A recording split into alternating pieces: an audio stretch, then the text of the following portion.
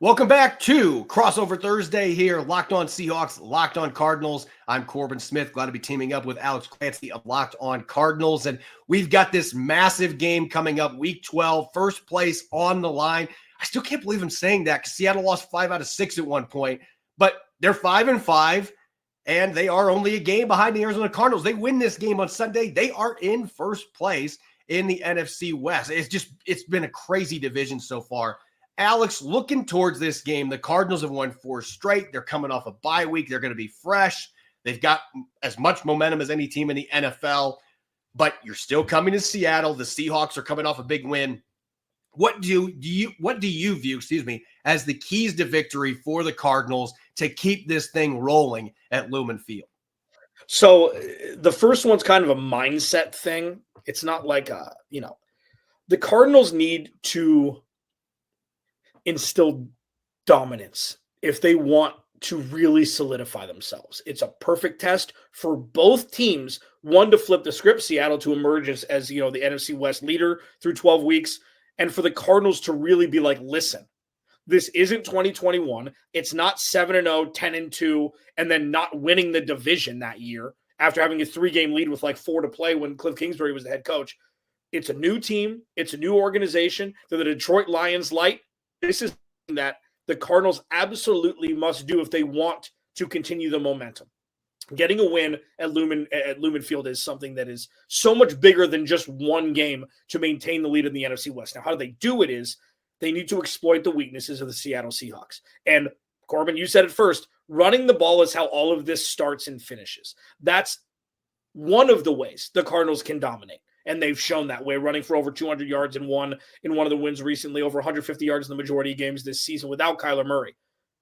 But really, the game plan needs to be keeping the Seahawks guessing and exploiting weakness. What maybe you're going to box Kyler Murray eat you alive. You're going to have a light box. James Conner, Trey Benson, and Kyler Murray are going to eat you alive. So really what it comes down to is proof of concept from what we've seen the last 4 weeks, doing it on the road, division opponent, getting your 5th win in a row and solidifying yourself as a team to beat in the NFC playoffs this year, not just 2025. When I look from a Seahawks perspective, particularly on the offensive side of the football, to me, this is a game the offense has got to step up because that's still the one thing that is holding this team back. And I'm not blaming Geno Smith. I mean, there's a lot of people out there, well, he's got 11 touchdowns, 11 interceptions. Look, half of those interceptions were not his fault. The one he threw on Sunday was a bad throw, but his offensive line has let him down. He hasn't had a run game to complement him for most of the season. But it feels like with the offensive line, the way they're playing, with Abe Lucas and Timmy being in there, that this is an opportunity, especially against the Cardinals front line, as you mentioned. They have not done a great job of creating pressure. This should be a game where Geno Smith is able to have some time back there. You got to be able to pick up the blitzes, though. That's going to be the key. You have to be able to, as an offensive line, be able to communicate, okay, that corner's, Garrett Williams is coming on this play.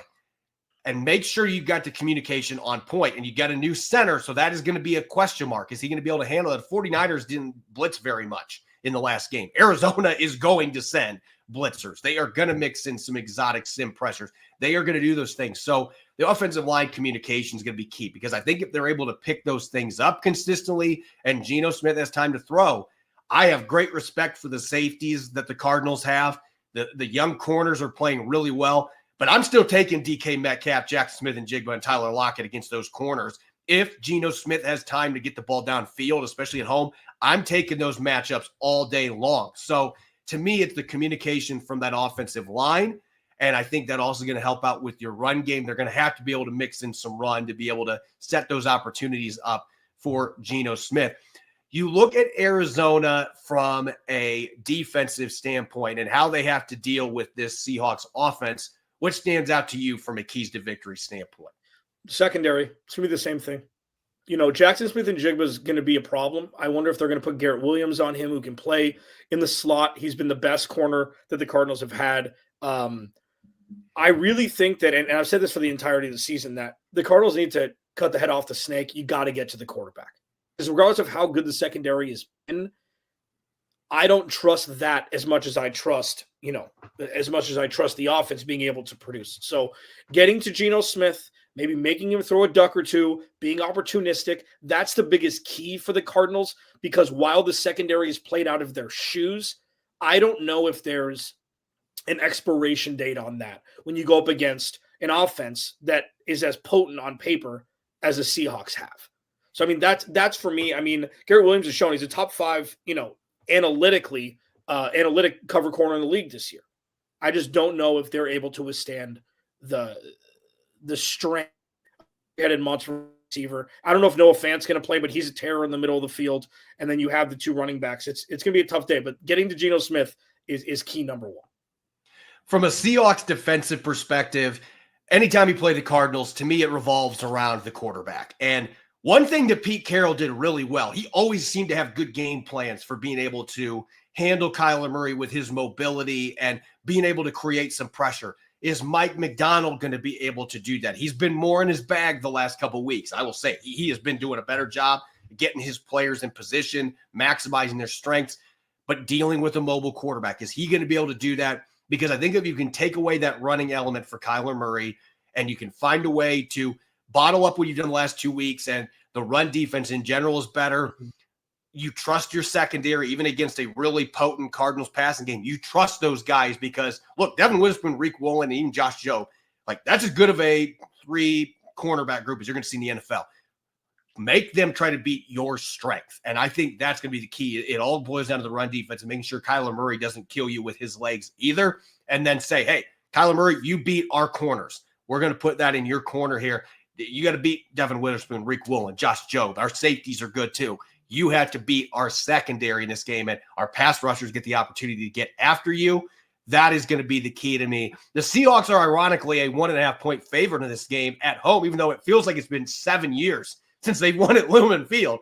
The Seahawks are the favorite. Going into this game, the Cardinals are coming off the bye. They've won 4 straight. I expected that the Cardinals were going to be the favorite on the road in this game, but Alex, when you look at that spread and the Cardinals coming to Lumen Field and just how big this game is for both teams, what is your sense as far as the Cardinals against that spread this week? I'll take the points. Always take a little juice. I think really what this is going to come down to, for including the over-under, is who can score touchdowns and who's going to hold the opposition to field goals.